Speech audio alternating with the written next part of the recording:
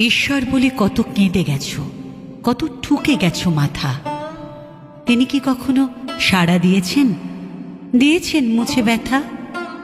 এই ঈশ্বর চামড়া হাড়ের, পাথর বা কাঠ নয়। তার হাত ধরেই হাতে খড়ি, বর্ণের পরিচয়। এই ঈশ্বর সাগরের মতো আগুন জমাতো বুকে, অন্যায় দেখে গর্জে উঠত, সব কালো দিত রুখে। সাগরের বুকে মেঘ জমা হতো, নামতো অশ্রুধারা, ভরিয়ে দিত তাদের দুহাত, নিঃস্ব ছিল যারা।